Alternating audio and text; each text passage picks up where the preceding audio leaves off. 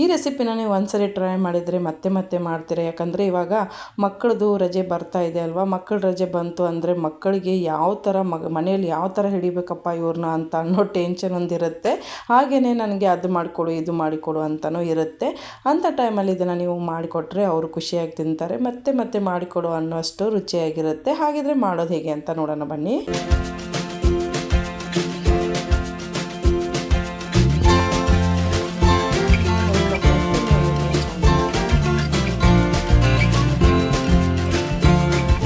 ಮಾಡೋದು ಅನ್ನೋದಕ್ಕಿಂತ ಮುಂಚೆ ನನ್ನ ಚಾನಲ್ನ ಇನ್ನೂ ಸಬ್ಸ್ಕ್ರೈಬ್ ಮಾಡ್ಕೊಳ್ಳಿ ಅಂದರೆ ಪ್ಲೀಸ್ ಸಬ್ಸ್ಕ್ರೈಬ್ ಮಾಡ್ಕೊಳ್ಳಿ, ಬೆಲ್ ಐಕಾನ್ನ ಪ್ರೆಸ್ ಮಾಡಿ ನೋಟಿಫಿಕೇಷನ್ ಆನ್ ಮಾಡ್ಕೊಳ್ಳಿ. ನೋಡಿ, ಇಲ್ಲಿ ನಾನು ಕಾಲಿಫ್ಲವರ್ ಅಂದರೆ ಹೂಕೋಸನ್ನ ತೊಗೊಂಡಿದ್ದೀನಿ. ಈ ಥರ ಮಾಡಿಕೊಟ್ರೆ ಮಕ್ಕಳಿಗೆ ಈ ಒಂದು ಪಲ್ಯ ಮಾಡಿದರೆ ಅಂತೂ ಅದನ್ನು ತಿನ್ನೋದೇ ಇಲ್ಲ. ಆದರೆ ಈ ಥರ ಮಾಡಿಕೊಟ್ರೆ ನಮಗೆ ಇದು ಹೂಕೋಸು 2 ಆದ್ರೂ ಕಡಿಮೆನೇ. ನಾನಿಲ್ಲಿ 1 ತೊಗೊಂಡಿದ್ದೀನಿ. ನೋಡಿ, ಇದನ್ನು ಈ ಥರ ಬಿಡಿಸ್ತಾ ಇದ್ದೀನಿ. ಅಂದರೆ ಅದು ಹೂ ಇದೆ ಅಲ್ವಾ, ಅದನ್ನು ಈ ಥರ ದೊಡ್ಡ ದೊಡ್ಡದಾಗಿ ಫಸ್ಟು ತಗೊತಾ ಇದ್ದೀನಿ. ನೋಡಿ, ಈ ಥರನೇ ತೆಗಿಬೇಕಾಗತ್ತೆ.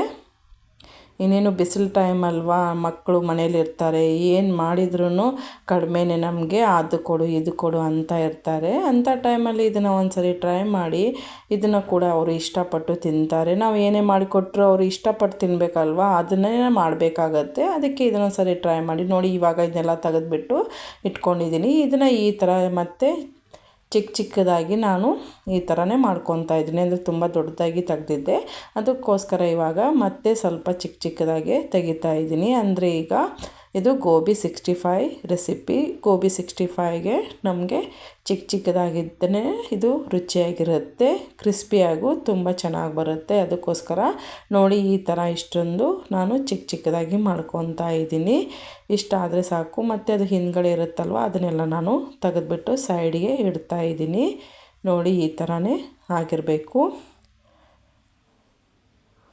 ನೋಡಿ, ಈ ಥರನೇ ಆಗಿರಬೇಕು. ಈ ಥರ ಮಾಡಿ ನಾನು ಒಂದು ಸೈಡನ್ನ ಇಟ್ಕೊಂಡಿದ್ದೀನಿ. ಇಟ್ಕೊಂಡ್ಬಿಟ್ಟು ಇಲ್ಲಿ ನಾನು ಗ್ಯಾಸ್ ಸ್ಟವ್ ಮೇಲೆ ನೀರನ್ನ ಬಿಸಿ ಮಾಡೋಕ್ಕೆ ಇಟ್ಟಿದ್ದೆ. ನೀರು ಸ್ವಲ್ಪ ಬಿಸಿ ಆಗಿದೆ. ಅದಕ್ಕೆ ನಾನು 1-2 ಸ್ಪೂನಷ್ಟು ಉಪ್ಪನ್ನ ಇದಕ್ಕೆ ಹಾಕ್ತಾಯಿದ್ದೀನಿ. ಇಲ್ಲಿ 1 ಕುದಿ ಬರಬೇಕು ಸಾಕು. ಇಷ್ಟ ಆದರೆ ಸಾಕು, ಸ್ವಲ್ಪ ಬಿಸಿ ನೀರು. ಆ ಥರ ಆದಾಗ ನಾನು ಇವಾಗಲೇ ಅದನ್ನು ಬಿಡಿಸ್ಬಿಟ್ಟು ಇಟ್ಕೊಂಡಿದ್ದಲ್ವ, ಅದನ್ನು ನಾನು ಇದಕ್ಕೆ ಹಾಕ್ತಾಯಿದ್ದೀನಿ. ನೋಡಿ, ಇದನ್ನು ಇದಕ್ಕೆ ಹಾಕ್ಬಿಟ್ಟು ಒಂದು 2-3 ನಿಮಿಷ ಇದೇ ಥರ ಬಿಡಿ. ಅಂದರೆ ಅದು ಅಲ್ಲಿ ಏನೋ ಹುಳಗಳು ಏನಾದರೂ ಔಷಧಿಗಳು ಹೊಡೆದಿರ್ತಾರೆ, ಆ ಥರ ಏನಾದರೂ ಇದ್ದರೂ ಕೂಡ ಇದೇ ನೀರಲ್ಲಿ ಹೋಗುತ್ತೆ. ನೋಡಿ, ಈ ಥರ ನಾವು ಉಪ್ಪು ಹಾಕ್ಕೊಂಡ್ಬಿಟ್ಟು ಇದನ್ನು ಕ್ಲೀನಾಗಿ ನಾವು ವಾಶ್ ಮಾಡ್ಕೋಬೇಕಾಗತ್ತೆ. ನೋಡಿ, ಇವಾಗ ಮಾಡ್ಕೊಂಡ್ಬಿಟ್ಟು ನಾನು ಇದನ್ನು ಒಂದು ಪ್ಲೇಟಲ್ಲಿ ಇವಾಗ ತೆಗಿತಾ ಇದ್ದೀನಿ. ನೋಡಿ, ಇವಾಗ ಇದನ್ನು ನಾನು ಒಂದು ಪ್ಲೇಟಲ್ಲಿ ಇವಾಗ ತೆಗೆದುಬಿಟ್ಟು ಇಟ್ಕೊಂಡಿದ್ದೀನಿ. ಇದು ಸ್ವಲ್ಪ ಆರಬೇಕು. ತುಂಬ ಬಿಸಿ ಇದ್ದಾಗ ಮಾಡೋಕ್ಕೆ ಹೋಗಬೇಡಿ. ಸ್ವಲ್ಪ ಇದನ್ನು ಆರಕ್ಕೆ ಬಿಟ್ಬಿಡಿ. ಆರಕ್ಕೆ ಬಿಟ್ಟಾದಮೇಲೆ ನಾನಿಲ್ಲಿ ಒಂದು ಬೌಲ್ ತೊಗೊಂಡಿದ್ದೀನಿ. ಒಂದು ಬೌಲ್ಗೆ ನಾನು ಇಲ್ಲಿ ಕಾರ್ನ್ಫ್ಲೋರ್ನ ಹಾಕ್ತಾಯಿದ್ದೀನಿ. ಒಂದು ಅರ್ಧ ಕಪ್ನಷ್ಟು, ದೊಡ್ಡ ಕಪ್ಪಿಂದ ಅರ್ಧ ಕಪ್ನಷ್ಟು ಕಾರ್ನ್ಫ್ಲೋರು. ಮತ್ತು ಸ್ವಲ್ಪ ಇಲ್ಲಿ ಮೊಸರು ಕೂಡ ಆ್ಯಡ್ ಮಾಡಿದ್ದೀನಿ. ಮತ್ತು ಜಿಂಜರ್ ಪೇಸ್ಟು, ಸ್ವಲ್ಪ ರೆಡ್ ಚಿಲ್ಲಿ ಫ್ಲೇಕ್ಸ್ ಕೂಡ ನಾನು ಇಲ್ಲಿ ಆ್ಯಡ್ ಮಾಡ್ತಾಯಿದ್ದೀನಿ. ಮತ್ತು ಇಲ್ಲಿ ಸ್ವಲ್ಪ ಇವಾಗ ನಾನು ರುಚಿಗೆ ತಕ್ಕಷ್ಟು ಉಪ್ಪನ್ನ ಹಾಕ್ಕೊತಾ ಇದ್ದೀನಿ. ನೀವು ಕ್ವಾಂಟಿಟಿ ನೋಡಿಕೊಂಡು ರುಚಿಗೆ ತಕ್ಕಷ್ಟು ಉಪ್ಪು ಹಾಕ್ಕೋಬೇಕು. ನಾನು ಇಲ್ಲಿ ಚಿಕ್ಕ ಸ್ಪೂನಿಂದ 2 ಸ್ಪೂನಷ್ಟು ಉಪ್ಪನ್ನ ಹಾಕ್ಕೊಂಡಿದ್ದೀನಿ. ಮತ್ತು ಸ್ವಲ್ಪ ಅರಿಶಿಣ ಪುಡಿ ಕೂಡ ಇದಕ್ಕೆ ನಾನು ಆ್ಯಡ್ ಮಾಡಿದ್ದೀನಿ. ಮತ್ತು ಇಲ್ಲಿ ನಾನು ರೆಡ್ ಚಿಲ್ಲಿ ಪೌಡರ್ ಕೂಡ ಮತ್ತೆ ನಾನು ಸ್ವಲ್ಪ ಆ್ಯಡ್ ಮಾಡ್ತಾಯಿದ್ದೀನಿ. ಸ್ವಲ್ಪ ಖಾರವಾಗಿದ್ದರೆ ರುಚಿಯಾಗಿರುತ್ತೆ. ಇಲ್ಲಿ ಸ್ವಲ್ಪ ನಾನು ಮಸಾಲ ಪೌಡರ್ ಯೂಸ್ ಮಾಡಿದ್ದೀನಿ. ಅಂದರೆ ಗರಂ ಮಸಾಲ ಹಾಕಿದ್ದೀನಿ. ಹಾಕ್ಬಿಟ್ಟು ಇದನ್ನು ಚೆನ್ನಾಗಿ ಮಿಕ್ಸ್ ಮಾಡಬೇಕು. ಅಂದರೆ ಇದು ಗಂಟು ಥರ ಇರಬಾರ್ದು. ಆ ಥರ ಸ್ವಲ್ಪ ನೀರು ಹಾಕ್ಕೊಂಡ್ಬಿಟ್ಟು ಇದನ್ನು ನಾವು ಚೆನ್ನಾಗಿ ಮಿಕ್ಸ್ ಮಾಡ್ಕೋಬೇಕಾಗತ್ತೆ. ನೋಡಿ, ಇವಾಗ ಇದನ್ನು ಚೆನ್ನಾಗಿ ನಾನು ಮಿಕ್ಸ್ ಮಾಡ್ಕೊಂಡಿದ್ದೀನಿ. ಇದಕ್ಕೆ ಸ್ವಲ್ಪ ಇವಾಗ ನಾನು ಇಲ್ಲಿ ಅಂದರೆ ಆರೆಂಜ್ ಕಲರ್ ಹಾಕ್ಕೊತಾ ಇದ್ದೀನಿ. ಸ್ವಲ್ಪ ಹಾಕ್ಕೊಳ್ಳಿ, ಜಾಸ್ತಿ ಏನು ಹಾಕ್ಕೋಬೇಡಿ. ಸ್ವಲ್ಪ ಆರೆಂಜ್ ಕಲರ್ನ ಯೂಸ್ ಮಾಡಿಬಿಟ್ಟು ಇದನ್ನು ಕೂಡ ಚೆನ್ನಾಗಿ ನಾನು ಮಿಕ್ಸ್ ಮಾಡ್ಕೊತಾ ಇದ್ದೀನಿ. ಇದು ಚೆನ್ನಾಗಿ ಮಿಕ್ಸ್ ಆಗಬೇಕು. ಇಲ್ಲ ಅಂದರೆ ಗಂಟು ಥರ ಇದ್ದರೆ ಇದು ಗೋಬಿ 65 ಚೆನ್ನಾಗಿ ಬರಲ್ಲ. ಅದಕ್ಕೋಸ್ಕರ ಇವಾಗ ನೋಡಿ, ಇದನ್ನು ಚೆನ್ನಾಗಿ ಮಿಕ್ಸ್ ಮಾಡಿ ನಾನು ಇಟ್ಟಿದ್ದೀನಿ. ಇದಕ್ಕೆ ನಾನು ಇವಾಗ ಆವಾಗಲೇ ನಾವು ಕ್ಲೀನಾಗಿ ತೊಳೆದಿಟ್ಕೊಂಡಿರುವಂಥ ಹೂಕೋಸನ್ನ ಹಾಕ್ತಾಯಿದ್ದೀನಿ. ಇದಕ್ಕೆ ನಿಮಗೆ ಅದು ಹಿಟ್ಟಿಗೆ ಎಷ್ಟಾಗುತ್ತೋ ಅಷ್ಟನ್ನು ನೀವು ಹಾಕ್ಕೋಬೇಕಾಗತ್ತೆ. ನನಗೆ ಅಂದರೆ ಕ್ವಾಂಟಿಟಿ ನೋಡಿಕೊಂಡು ನಾನು ಹಾಕಿದ್ದೀನಿ. ಎಲ್ಲನೂ ನಾನು ಕ್ಲೀನ್ ಮಾಡಿ ಇಟ್ಕೊಂಡಿರೋದನ್ನ ಎಲ್ಲನೂ ಫುಲ್ ಇದಕ್ಕೆ ಆಗುತ್ತೆ. ಅದಕ್ಕೋಸ್ಕರ ಎಲ್ಲನೂ ನಾನು ಪ್ಲೇಟಲ್ಲಿರೋದನ್ನ ಹಾಕ್ಕೊಂಡ್ಬಿಟ್ಟು ಇದನ್ನು ಚೆನ್ನಾಗಿ ನಾನು ಮಿಕ್ಸ್ ಮಾಡ್ಕೊತಾ ಇದ್ದೆ. ಅಂದರೆ ಅದು ಎಲ್ಲದಕ್ಕೂ ಹತ್ಕೋಬೇಕು ಆ ಥರ ಮಾಡ್ಕೊಂಡಿದ್ದೀನಿ. ನೋಡಿ ಈ ಥರ ಮಾಡಿಬಿಟ್ಟು ಇಟ್ಕೊಂಡಿದ್ದೀನಿ. ಅದು ಎಲ್ಲ ಹೂಕೋಸ್ಗೂ ಹತ್ಕೋಬೇಕು. ಅದಾದಮೇಲೆ 1-2 ನಿಮಿಷ ಇದೇ ಥರ ಬಿಟ್ಬಿಡಿ. ಇದೇ ಥರ ಬಿಟ್ಟಾದಮೇಲೆ ಅಂದರೆ ಇದು ಎಲ್ಲದಕ್ಕೂ ಹತ್ಕೊಂಡು ಸ್ವಲ್ಪ ಒಳಗಡೆ ಹೀರ್ಕೋಬೇಕು. ಅದಕ್ಕೋಸ್ಕರ 3 ನಿಮಿಷ ಬಿಟ್ಟಿದ್ದೆ. ಇಲ್ಲಿ ಮತ್ತು ಗ್ಯಾಸ್ ಸ್ಟವ್ ಮೇಲೆ ಎಣ್ಣೆನ ಕಾಯಕ್ಕಿಟ್ಟಿದ್ದೆ. ಎಣ್ಣೆ ಬಿಸಿ ಆಗಿದೆ. ಎಣ್ಣೆ ಬಿಸಿ ಆದಮೇಲೆ ಇದರಲ್ಲಿ ನಾನು ಒಂದೊಂದಾಗಿ ಅವನ್ನೆಲ್ಲನೂ ಹಾಕ್ತಾಯಿದ್ದೀನಿ. ಎಣ್ಣೆ ಬಿಸಿಯಾಗಿರುತ್ತೆ, ಹುಷಾರಿಂದ ಹಾಕಬೇಕಾಗತ್ತೆ. ಯಾಕಂದರೆ ಒಂದೇ ಸಾರಿ ನೀವು ಜಾಸ್ತಿ ಹಾಕಿದರೂ ಕೂಡ ಇದು ಚೆನ್ನಾಗಿ ಕ್ರಿಸ್ಪಿಯಾಗಿ ಬರಲ್ಲ, ಒಂದಕ್ಕೊಂದು ಹತ್ಕೊಳ್ಳುತ್ತೆ. ಆದರೂ ಕೂಡ ಇದು ಒಂದಕ್ಕೊಂದು ಹತ್ಕೊಂಡೇ ಬಿಟ್ಟಿದೆ. ಅದಕ್ಕೆ ನೋಡಿ ಈ ಥರನೇ ಸ್ವಲ್ಪ ಹೊತ್ತು ಬಿಟ್ಬಿಡಿ. ಸ್ವಲ್ಪ ಹೊತ್ತು ಬಿಟ್ಟು ಆದಮೇಲೆ ನೋಡಿ ಈ ಥರ ಆಗುತ್ತಲ್ವ, ಆ ಟೈಮಲ್ಲೇ ನೀವು ಇದನ್ನು ಈ ಥರ ಹೊಳಸಾಕಬೇಕಾಗತ್ತೆ. ಒಂದೇ ಸರಿ ಹಾಕಿಬಿಟ್ಟು ನೀವು ಅದನ್ನು ಹೊಳಸಾಕಕ್ಕೆ ಹೋಗಬೇಡಿ. ಯಾಕಂದರೆ ಆ ಥರ ಮಾಡಿದರೆ ಅದು ಎಲ್ಲನೂ ಅದಕ್ಕೆ ಹತ್ಕೊಂಡಿರೋದು ಎಲ್ಲ ಬಿಟ್ಕೊಂಡು ಹೋಗ್ಬಿಡುತ್ತೆ. ಅದಕ್ಕೋಸ್ಕರ ಹಾಕಿಬಿಟ್ಟು ಸ್ವಲ್ಪ ಹೊತ್ತು ಅಂದರೆ ಅದು ಅಲ್ಲಿ ನಿಮ್ಗೆ ಗೊತ್ತಾಗುತ್ತೆ. ಅದು ಸ್ವಲ್ಪ ರೆಡ್ ಕಲರು ಮತ್ತು ಇಲ್ಲಿ ನೋಡಿ ಎಣ್ಣೆ ಇವಾಗ ಅದು ಗೊತ್ತಾಗುತ್ತೆ ನಿಮಗೆ. ಸ್ವಲ್ಪ ಎಣ್ಣೆ ಅಂದರೆ ಎಣ್ಣೆ ಕುದೀತಾ ಇರೋದು ಸ್ವಲ್ಪ ಕಡಿಮೆ ಆದರೆ ಅದು ಆಗಿದೆ ಅಂತ ನಿಮಗೆ ಗೊತ್ತಾಗುತ್ತೆ. ಅಂಥ ಟೈಮಲ್ಲಿ ಇದನ್ನು ನೀವು ಹೊಳಸಾಕಬೇಕಾಗತ್ತೆ. ನೋಡಿ ಇದನ್ನು ಸ್ವಲ್ಪ ಲೋ ಫ್ಲೇಮಲ್ಲಿ ಇಲ್ಲ ಅಥವಾ ಮೀಡಿಯಮ್ ಫ್ಲೇಮಲ್ಲಿ ಇಟ್ಕೊಂಡು ಮಾಡಿದ್ರಂತೂ ಸಖತ್ತಾಗಿರುವಂಥ ಕ್ರಿಸ್ಪಿಯಾಗಿರುವಂಥ ಗೋಬಿ 65 ಆಗುತ್ತೆ. ಅದಕ್ಕೋಸ್ಕರ ನಾನು ಮತ್ತೆ ಹೇಳ್ತಾ ಇದ್ದೀನಿ, ಇದನ್ನು ಮೀಡಿಯಮ್ ಫ್ಲೇಮಲ್ಲಿ ಅಥವಾ ಲೋ ಫ್ಲೇಮಲ್ಲಿ ಇಟ್ಕೊಂಡೇ ಮಾಡಿ. ಹೈ ಫ್ಲೇಮಲ್ಲಿ ಇಟ್ಕೊಳಕ್ಕೆ ಹೋಗಬೇಡಿ. ಇದನ್ನು ಯಾರು ಬೇಕಾದರೂ ಆರಾಮಾಗಿ ಮಾಡ್ಕೋಬೋದು. ಚಿಕ್ಕವರು ದೊಡ್ಡವರು ಇಷ್ಟಪಟ್ಟು ತಿನ್ನುವಂಥ ರೆಸಿಪಿ ಆಗಿರುತ್ತೆ. ಇವಾಗ ನೋಡಿ ಇದನ್ನು ನಾನು ಸ್ವಲ್ಪ ಹೊತ್ತು ಹಾಗೆ ಬಿಟ್ಟು, ಅಂದರೆ ಇದು ಸ್ವಲ್ಪ ಕ್ರಿಸ್ಪಿಯಾಗಿ ಬರಬೇಕಲ್ವ, ಅದಕ್ಕೋಸ್ಕರ ನಾನು ಸ್ವಲ್ಪ ಹಾಗೆ ಬಿಟ್ಟು ಮತ್ತು ಇವಾಗ ಇದು ರೆಡಿ ಆಗಿದೆ. ಇದನ್ನು ನಾನಿವಾಗ ಒಂದು ಪ್ಲೇಟಲ್ಲಿ ಇವಾಗ ಇದನ್ನು ತೆಗಿತಾ ಇದ್ದೀನಿ. ನೋಡಿ ನಿಮಗೆ ಗೊತ್ತಾಗುತ್ತೆ ಇದನ್ನು ಈ ಥರ ಮಾಡಿಕೊಂಡು ತಿಂತಾ ಇದ್ರಂತೂ ಯಾವ ಥರ ಟೇಸ್ಟ್ ಬಂದಿದೆ ಅಂತ. ಅದೇ ಥರ ನಾನು ಮತ್ತೆ ಇವಾಗ ಕಲಸಿಟ್ಟಿರೋದು ಕೂಡ ಎಲ್ಲನೂ ಇದಕ್ಕೆ ನಾನು ಅದೇ ಥರ ಒಂದೊಂದಾಗಿ ಈ ಥರ ಹಾಕ್ತಾಯಿದ್ದೀನಿ. ನೋಡಿ ಬಿಸಿ ಎಣ್ಣೆ ಅಲ್ವಾ, ಅದಕ್ಕೆ ಹುಷಾರಿಂದ ಹಾಕಿ. ಅದೇ ಥರ ಸೇಮ್ ಪ್ರೊಸೀಜರೇ ಮೀಡಿಯಮ್ ಫ್ಲೇಮಲ್ಲಿ ಇಟ್ಕೊಂಡು ಈ ಥರ ಒಂದೊಂದಾಗಿ ಹಾಕ್ಬಿಟ್ಟು ಇವಾಗ ಸ್ವಲ್ಪ ನೋಡಿ ಹಾಗೆ ಬಿಟ್ಬಿಡಿ. ಯಾಕಂದರೆ ನೀವು ಒಂದೇ ಸರಿ ಅದನ್ನು ಆ ಥರ ಹೊಳಸಾಕಕ್ಕೆ ಹೋಗ್ಬಿಡಿ, ಎಲ್ಲ ಬಿಟ್ಕೊಂಡ್ಬಿಡುತ್ತೆ. ಅದಕ್ಕೋಸ್ಕರ ನಾನು ಸ್ವಲ್ಪ ಹೊತ್ತು ಬಿಟ್ಟು ಆದಮೇಲೆ ನೋಡಿ ಈ ಥರ ಆಗಿದೆ. ನಾನು ಅದಕ್ಕೆ ಇದನ್ನು ಸ್ವಲ್ಪನೇ ಹೊಳಸಾಕ್ತಾಯಿದ್ದೀನಿ. ಆದರೂ ಕೂಡ ಅದು ಮತ್ತೆ ಯಾಕಂದರೆ ಕೆಳಗಡೆ ಹತ್ಕೊಂಡಿತ್ತು, ಅದಕ್ಕೆ ನಾನು ಮತ್ತೆ ಹಾಗೆ ಸ್ವಲ್ಪ ಹೊತ್ತು ಬಿಟ್ಬಿಟ್ಟೆ. ಇಲ್ಲ ಅಂದರೆ ಅದು ನಾನು ಇವಾಗ ಅರ್ಜೆಂಟ್ ಇದೆ ಅಂತ ನಾವು ಮಾಡೋಕ್ಕೆ ಹೋದರೆ ಅದೆಲ್ಲನೂ ಅದು ಬಿಟ್ಕೊಂಡ್ಬಿಡುತ್ತೆ. ಅದಕ್ಕೋಸ್ಕರ ಸ್ವಲ್ಪ ಹೊತ್ತು ಹಾಗೆ ಬಿಟ್ಕೊಳ್ಳಿ. ನೋಡಿ ಇವಾಗ ನಾನು ಹಾಗೆ ಬಿಟ್ಟಿದ್ದೀನಿ ಅಲ್ವಾ, ಅದಕ್ಕೋಸ್ಕರ ಬಿಟ್ಬಿಟ್ಟು ನಾನು ಸ್ವಲ್ಪನೇ ಈ ಥರ ಮಾಡ್ಕೊತಾ ಇದ್ದೀನಿ. ನೋಡಿ ಈ ಥರನೇ ಇದನ್ನು ಯಾರು ಬೇಕಾದರೂ ಆರಾಮಾಗಿ ಮಾಡ್ಕೋಬೋದು.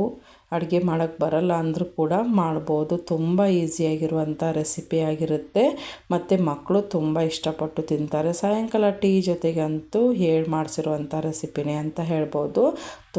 ತುಂಬ ಟೇಸ್ಟಿಯಾಗಿರುತ್ತೆ ಮತ್ತು ಇದು ತುಂಬಾ ಬೇಗ ಆಗೋವಂಥ ರೆಸಿಪಿಯಾಗಿರುತ್ತೆ. ನೋಡಿ ಇವಾಗ ಇದು ಕೂಡ ಆಗಿದೆ. ನಾನು ಇದನ್ನು ಕೂಡ ಒಂದು ಪ್ಲೇಟಲ್ಲಿ ತೆಗಿತಾ ಇದ್ದೀನಿ. ಅದೇ ಥರನೂ ಎಲ್ಲ ಗೋಬಿನೂ ಕೂಡ ನಾನು ಈ ಥರನೇ ಇದಕ್ಕೆ ಎಣ್ಣೆಯಲ್ಲಿ ಹಾಕ್ಬಿಟ್ಟೇ ಎಲ್ಲನೂ ಮಾಡಿಕೊಂಡು ಒಂದು ಸೈಡಲ್ಲಿ ಇಟ್ಕೊತೀನಿ.